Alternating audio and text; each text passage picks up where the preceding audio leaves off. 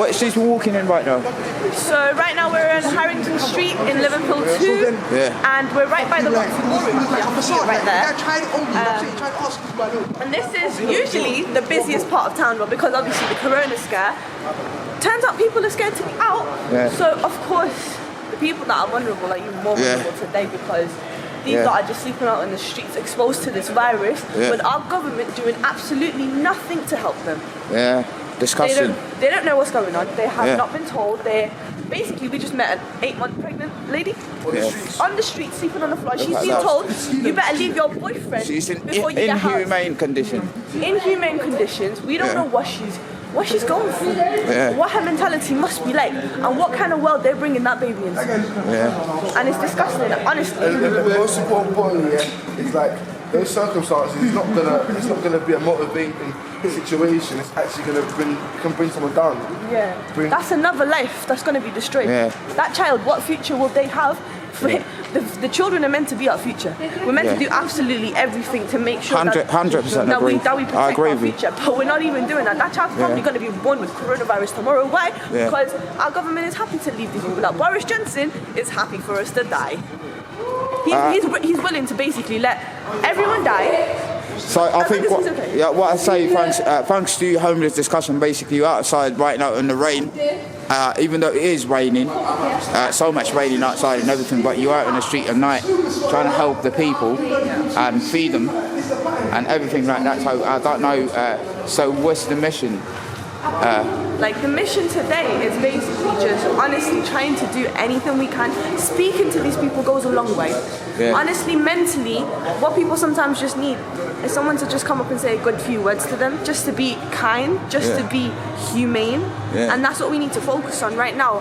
There's too much where people are just, oh, let me walk past, this person's probably on drugs, this person's probably done this, but this person probably deserves it. Who are we to be judge, jury and executioner? We're not. What energizes you? So basically you go out every time you want to like feed the homeless and everything, The thing that's motivated me towards this is like, I always have spare change in my pocket. I used to work in Asda and I had a lady come up to me and she basically told me a story about how she was in an abusive relationship. The guy got her hooked on heroin, and this woman used to come and bring me necklaces, perfumes, little gifts. She was homeless, she had nothing. But because I reminded her of her one friend from Manchester, she felt a connection to me and I was nice to her and I allowed her to come into the shop. And that was literally it. And she just kept coming up to me and she broke my heart. Then my sister basically went out and gave her some food. And then basically, when my sister gave her the food, she basically responded to my sister like, are you joking? Oh, is this a joke? Are you giving this to me for serious? And I was like, I was so baffled thinking people come to you and pretend to give you food. And that was just one experience. Today I've learned a whole lot more. And what I'm baffled to learn is people really aren't human these days. No one should be scared to sleep, no one should be scared, no, that should never happen. And the only thing that motivates me, honestly, I just want to be a good person. I want to be able to sleep in my bed knowing that I tried to do something at least. And I think that should be the same for everyone. And that's the best. All right, that's a great speech from you. Basically, I think a lot of people need to hear this, and especially our leaders. You know what I mean? In this country, honest to God, they need to listen. Ever since I was a kid, I've always been involved in politics. Always been around trying to do things in the community, trying to help people as much as I can. But there's only so much one person can do. And that's why we're making videos like this. That's why we're exposing things like this. That's why we've got people. I'm glad I finally found people I can do this with, because now we can finally share this message and tell you lot what these lot are actually going through. Because how many people are actually out there spending their own time 2 feet in, like basically work hard and just try to motivate people as well. Because for me, what I've seen outside, like a lot of stories I've heard tonight, that I thought I've got lots of problems, you know what I mean? But like my problems is like kind of tiny, but what we see outside people, they have got no home, place to stay and just to think. But I've got a place basically to sit at home and think what I can do with my problem, but they can't. Want to sleep. We can turn the heating on if you feel a little cold. Want water, go turn the tap on. These can't even do the privilege of turning a tap on to drink water. The privilege of washing your hands. The privilege of being able to, of course, we're telling people, be hygienic now, clean yourself. What about these lot? How do they do that? What are we doing for them to be able to have those services? they're a lot more vulnerable as well to coronavirus these days as well. They're You know? just out here, they're exposed. They're sleeping 100 men in the same room, on the same floor. Yeah. How are they not going to catch it? Yeah. That's what we've got to think. If we're really seriously This is heartbroken stories, like that's all of that, like, you know, heartbroken. Imagine, like, we're hearing, we met that guy Shane, and he's sitting there talking to us like, I'm still positive because there's people in third world countries, and it's like, someone who's got nothing here is worried about people back home. It should just give people an incentive of what these people are like. They're better than us, they're more human than us, yet we're the ones that look down on them. It's not right. It's not right. Yeah, so what's your message for anyone really willing to help out there? My message is basically, if you can and you have the ability to do anything, whether it's £1, £2, £10, £5, anything in your pocket that's changed, and you can go buy food. You don't have to give them the money if you're scared.